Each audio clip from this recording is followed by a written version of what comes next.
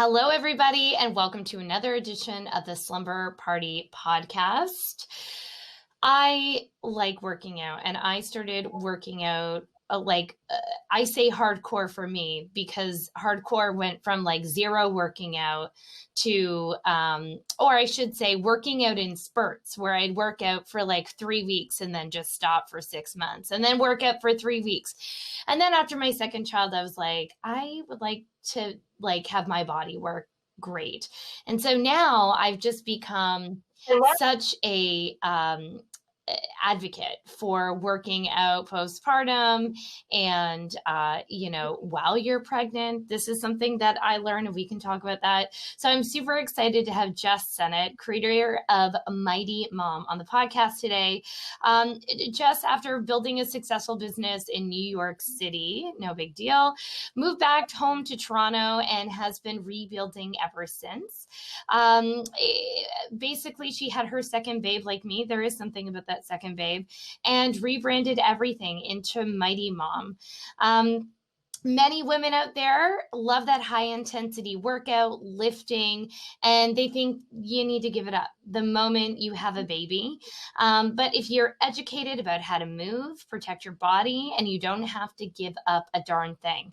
So Jess, welcome. I'm so excited that you're here.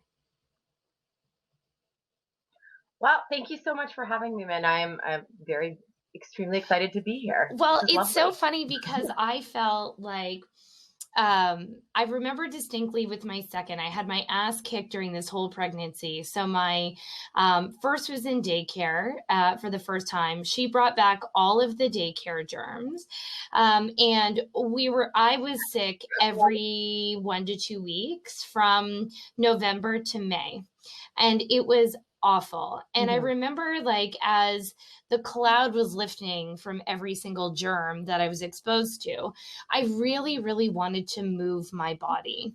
I had an overwhelming urge to just shake it off and move. But I was 36 weeks pregnant. So I remember being like, what am I going to do? So this is before you were here, and I contacted another company, and I was like, and I know that they were in prenatal, postnatal fitness. And I was like, can I come this late? And they were like, yeah. And I was actually so surprised at how much movement I had and the things I was allowed to do. Like, oh, can I do these shuffles? I can squat and the baby isn't going to come out. But it was so important for my mental health. And, I don't think this has a lot to do with it, but maybe.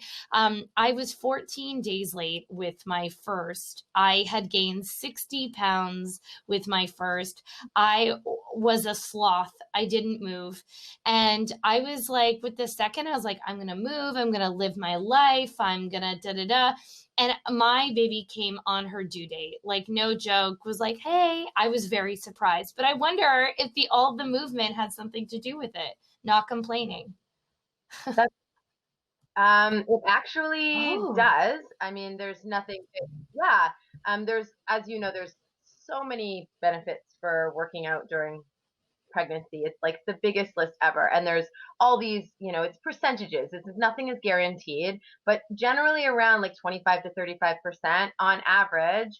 If you are active during your pregnancy will last 5 to 7 days shorter. So you're pregnant for less time, which is, for us, you're probably at the end, you're like, I'm ready, because your body's ready. Obviously the baby when they're ready, but that is the average.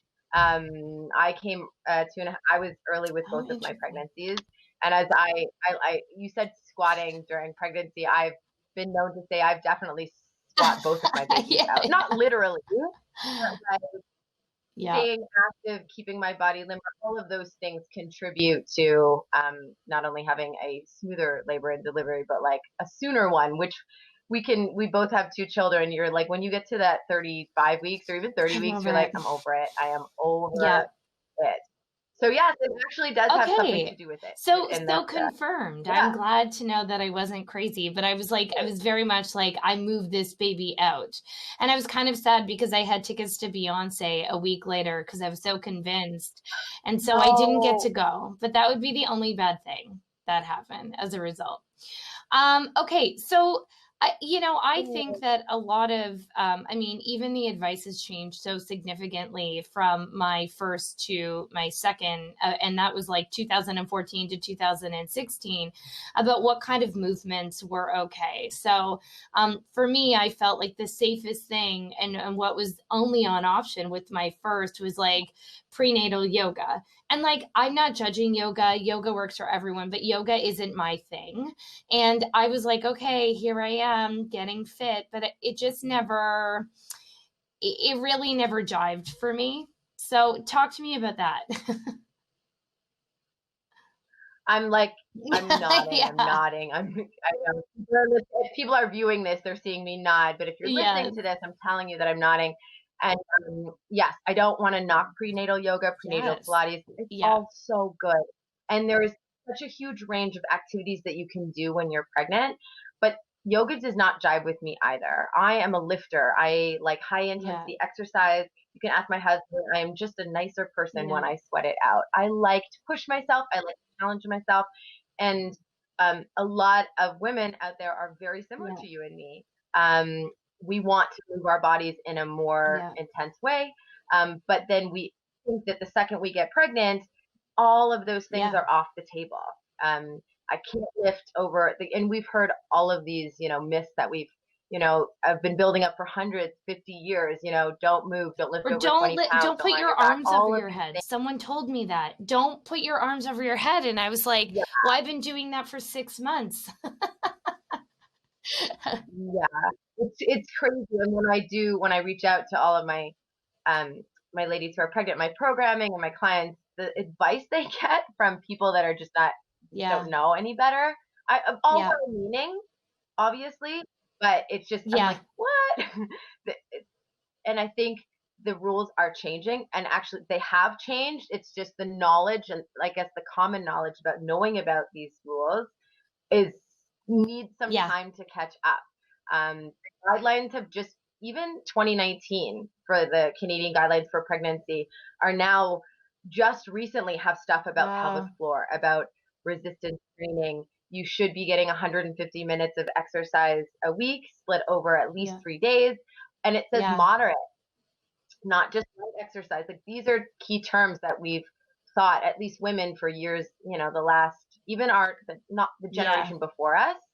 That's Yeah. how soon it is that we weren't able to Yeah. do before. And now we're at like higher intensity Yeah. lifting, boot Yes. camp, all of this stuff is, and I say this, I want to shout it from the rooftops. It's Yeah. totally Yeah. 100% safe if you put the right measures in place. And now that we're getting all of these amazing clinical research and professionals working, we know so much more about the female body, not only in postpartum recovery, because that, women's health is changing at Oh, thank rapid God, by speed. the way. But now, Yeah. yeah, right, 50 years ago, they didn't know anything Mm-hmm. about, vaginas, and now we're learning so much, and it's changing, that now we have these studies of, uh, exercise in pregnancy. We do know that it doesn't cause miscarriage. It is actually to prevent all of these other complications. Done in the right way, it makes labor and delivery easier. It makes Mm-hmm. recovery easier. Less surgical intervention. Like, the list is like Yeah. 30 different things, right? But so now we're starting to know, yes, we should exercise, and yes, you can exercise at a higher intensity than previously thought. You just have to learn how to support your body in Well, the right way. So that is the yeah, message and now, I right? love that you are giving that caveat because I have heard some pretty crazy stories just in my time, working with moms exclusively in that, like, Yeah. oh, I just kept doing what I was doing at the gym before with the trainer who is like a 24-year-old guy who doesn't know anything about your pelvic floor. Or I'm saying that, like, diastasis recti, I've heard of like crazy ab separations because of like these things and like this is doing a disservice to the industry, right? Like it does not have to be this hardcore, and you need to do your research about who you're working with. Absolutely. So I feel like people think you can either go high intensity or you can't. I'm kind of marrying the two. If you're a lifter and you love to, let's say you loved CrossFit, which I've trained many pregnant ladies that loved CrossFit, but they wanted to do it safely. So we're learning. I'm sure you've had many professionals on this podcast talking about the importance of, learning how to strengthen your core, the pelvic floor, all of that good stuff.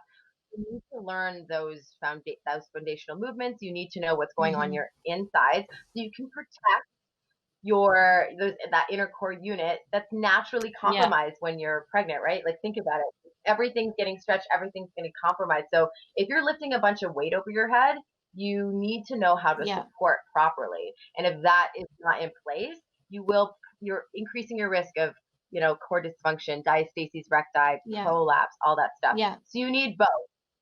But I really want to make sure that I make this clear that it's not off the table. I deadlifted 100 pounds when I was pregnant at 30 weeks pregnant. And I did a bunch of weight over my head. Like, I kept doing the things that made me feel great. But you also have to know how to support yourself properly, and you have to modify for your own body. And one of the things I also am really, really keen on, one of the things I talk about all the time, is that you have to consider your pre-pregnancy exercise level, right? So let's take me, for example, who was lifting, squatting 150, 180 pounds or whatever the case may be, or you're taking like an Olympic athlete.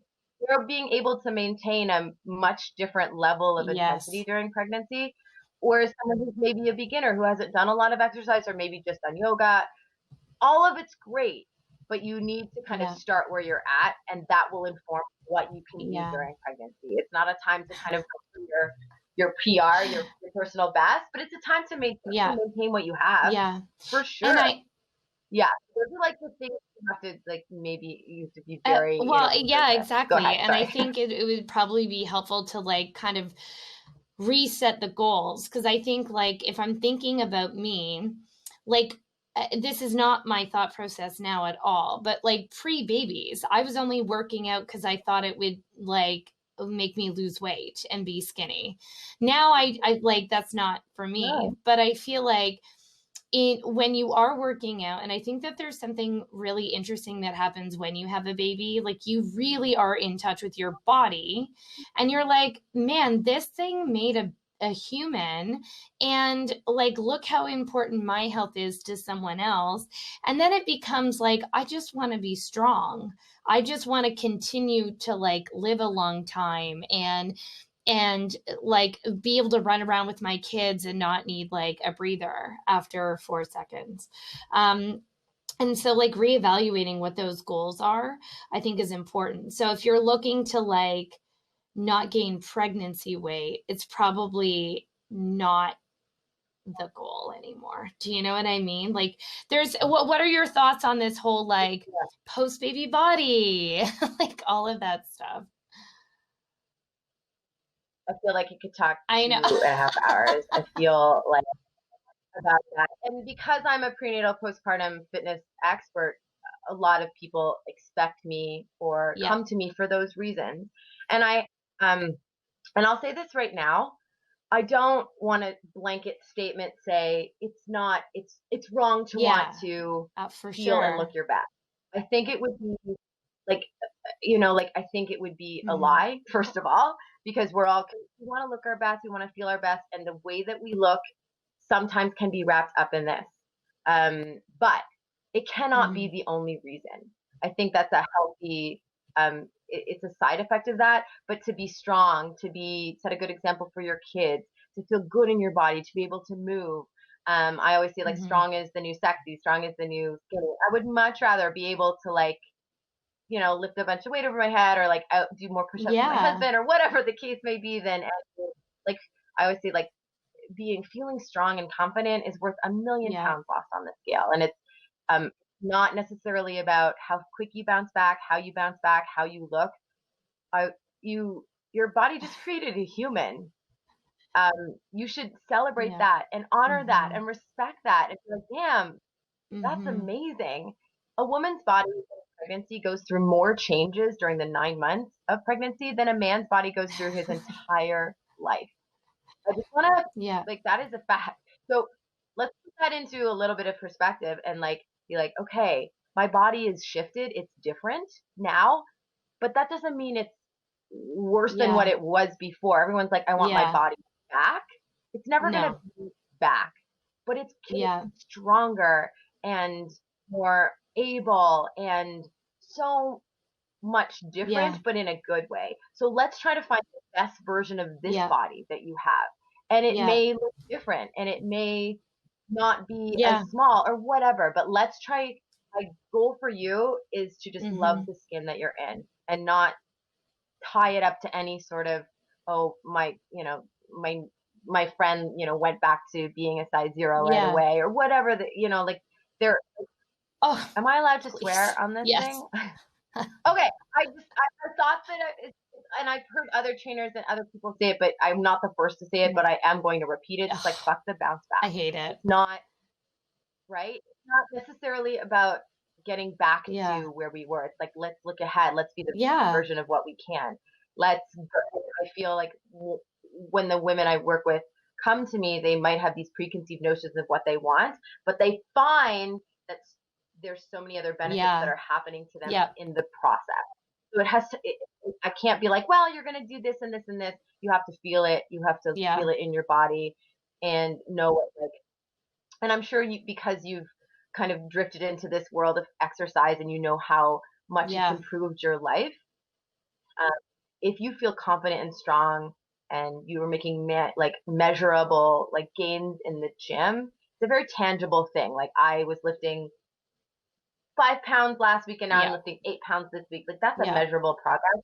Being like, yeah, I did that. That feeling of satisfaction and confidence, like it's like osmosis. Yeah. It goes into every other Yeah. area of your life, right? That's a It great it thing. really is. So I feel like feeling strong that it kind of improves every aspect. So it can kind of, yeah, like you said, like it can. I don't want to be so lofty, but changing your life is a big thing. But you just have to have the right Well, and I mindset think about as it. someone who has always struggled with weight and I've always been, quote unquote, bigger than the average, like my friends, and I was like, oh, and I know for a fact, like just after my whole experience, I work out 4 to 5 times a week still since 2016, and I may not be the number I thought that I would be, because I feel like, forever, like chronic dieting, you're always like, I'm going to be this one day. I'm going to be this one day. It's like, no, fuck it. I'm this number and this is what it is. And, but I'm also really strong. I can, like, I mean, I don't want to, no, I'm not going to say it. But like, I am like, my cardio level is like surprisingly great. Like, I can do a whole spin class where people I know are like, holy shit. But it's like, just because you're yeah, and because your body Yeah. doesn't look like what we think should be able to do that, it's like you can do amazing things and you can be in tip top condition and have like low blood pressure and like also like pizza and be fine. Yeah, and I think finding that balance Yeah. is what it's about.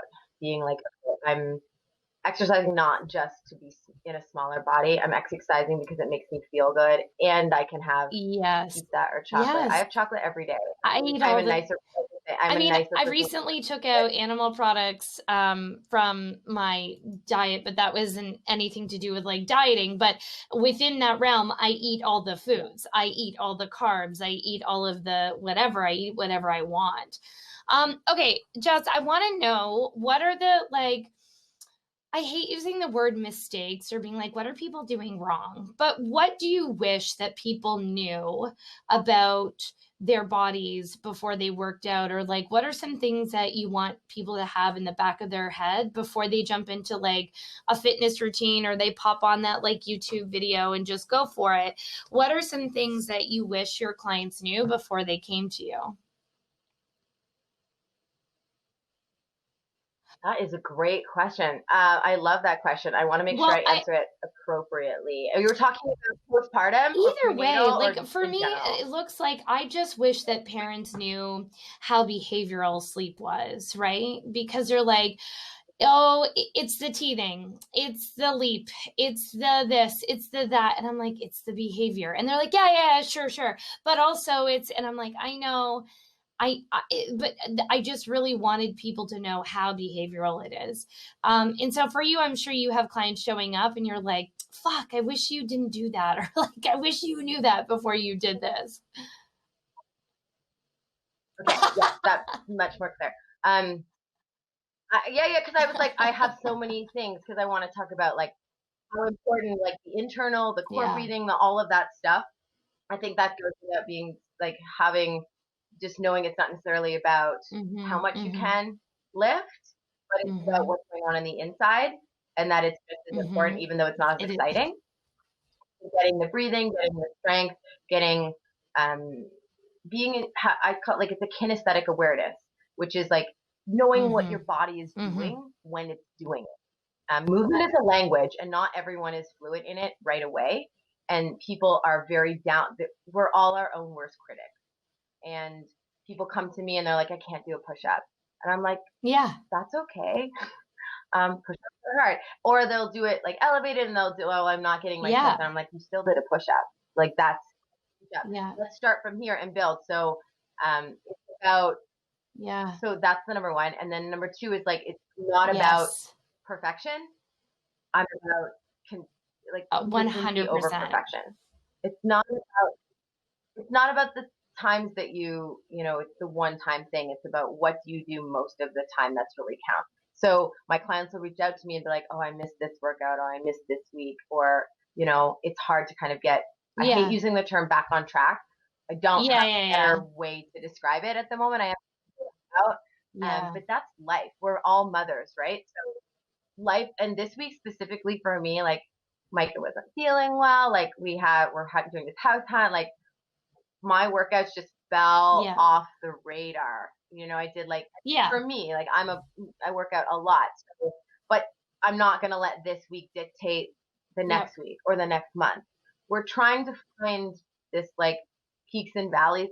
We don't want peaks and valleys, right? We just want kind of this thing where we're looking back and you know what? I wasn't perfect, but some weeks I did more, some weeks I did less, but overall I feel better. And trying to find that balance and not being so hard on yourself when you miss a workout. I think that's why I have this conversation with, I would say 100% of my clients, 100%, because they're coming in, paying for my services, wanting to be perfect. And they think that they have to do 5 times a week, an hour a day to see results. And I'm like, no, that's not possible. You don't have to do that. Let's try a couple times a week at the right intensity with the right guidance, consistency over perfection. I think that has been my biggest mind shift. And I feel like we're all children of the 90s, like 80s/90s, where we had the worst dieting advice and like role models for this. And it was always like, if you're not doing an hour of hardcore intense cardio, you're doing nothing and it's a waste. And like, there was something in my head, like if I couldn't get an hour in, then it was shit. And the biggest like, aha was like, so I actually went into like getting in shape because I knew how close it was, closely linked it was to mental health. And I struggled after my second and I just wanted to move. And the outcome was like these amazing physical results that I never actually thought I would get or wanted. I'm great that I had it, but it wasn't the goal. And it really showed me that like smaller, more concentrated workouts will keep you motivated and wanting to do it, and you don't hate it, like, because I don't love working out, I just do it because it makes me feel good after. But like in order to keep doing that, it can't feel horrible when you're doing it, and it needs to be something that is actually achievable. So I remember when I first started, I think I started out with like 3 20-minute workouts. And my diet brain was like, not enough, not enough, not enough. And then you're like, ow, my whole body hurts. This is something. And then you start to see changes. And so now it's like, I will never work out past 30 minutes. If I do, I'm resentful. I'm like, how dare you? How dare you make me work out longer than this? Yeah. I love that piece of advice. I think that I wish more people knew that. Yeah. I mean, you have to find what works for you. I think a lot of us think that we have, like you said, you have to work out for an hour, 5 days a week to see change. And what I start off, especially with my private clients, and I do online training. So, I flip the script. I said, let's listen to what you need and not try to fit your life into a program that's made not for you, that you're trying to squeeze what your schedule into this 4 day a week, whatever. There's literally millions of them out there, and some are good and some are bad, and it's fine if that works for you. But if you're consistently showing up and not getting results, or like can't make that work, then something's got to give. So I really pull it back. I say, what works for you? Is it 10 minutes in the morning every day? Great, let's start there. Is it? I had a client. I have an online client. She works during the day, long hours. She does 15 minutes in the morning during the week, twice a week, and then she does a little bit longer on the weekends. So we structure the workouts that way. Sometimes it's 30 minutes. Sometimes I have like an who loves exercise, and they're like, I want to do an hour a day, and because they love it, and that's fine too. I love it. I think I'm like, there's like me and 10 other people on the Facebook. You and all the trainers, you're all the same. We obviously got into this for a reason. I love it. I love doing it, and that's okay too. It's okay. So so I feel like you really need to figure out what works for you and what's maintainable for you and what you can be consistent at. Consistency is like is almost, like I said, I always come back to that word consistency, because if once a month, you will always feel like you're, oh, I failed, I didn't do this, and then it's very hard to pick it back up. So let's set yourself up for success. Say, okay, if it's once a week at 20 minutes, boom, let's start there. And I've started clients there because I listen to their schedule and I'm like, we cannot physically do more than this right now. Let's do this for a month, and then we build and we see. And it's also and it's also about finding something that you love, right? And if it's weightlifting, great. And if it's, I know you like spinning, Peloton. If it's that, I like spinning, but I like spinning, and I needed some cardio, because part of what works for me is that I don't leave my house to work out, or else I'll never do it. And so I just like that I could have a cardio machine, and I do enjoy spinning as well, but I actually do a lot of strength training. They have like a great strength training program. So I also like to lift heavy weights. I like to challenge myself like that a lot. I think if I could get my ass to an actual gym, I would love CrossFit, but I just know that will never, if I could commit to it, I could give you all my money, and then we could also take that money and we can light it on fire, and it would have the same thing.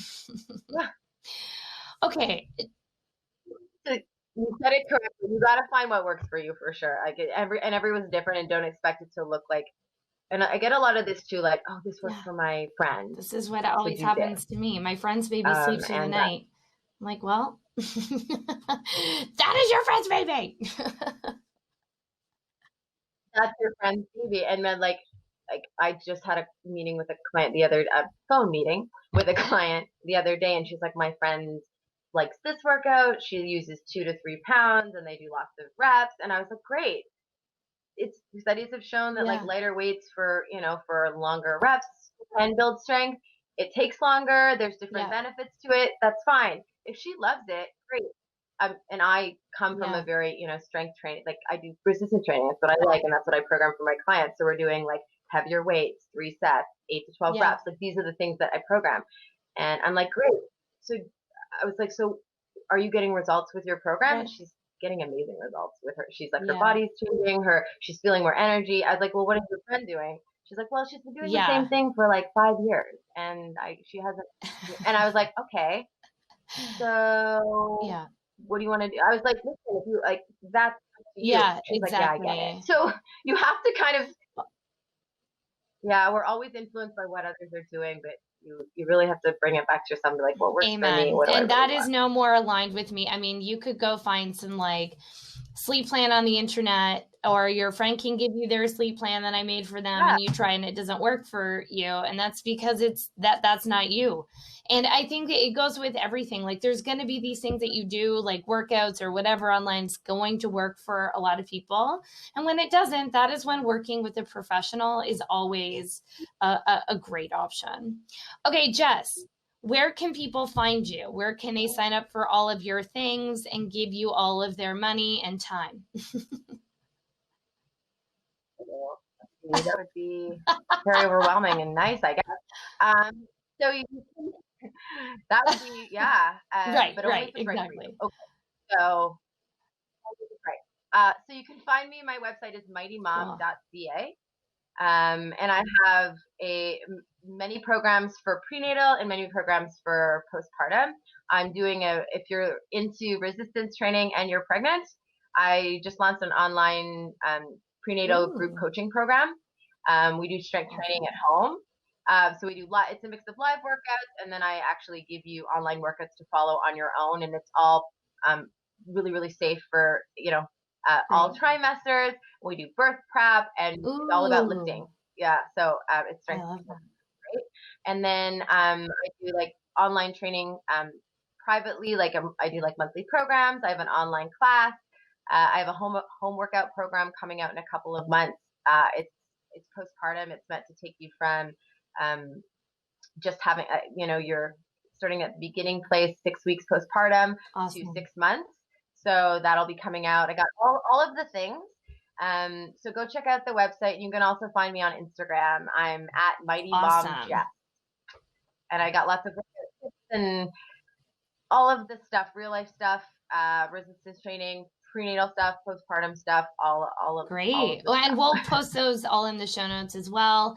Amazing. Thank you for coming so much. I know it was a crazy day for both. I think there's something in the air. I had a crazy morning. You had a crazy morning. I hope that you guys have a great day. Send me a message, leave a comment, like, review, subscribe. Thanks again for joining us on the Slumber Party podcast. Bye.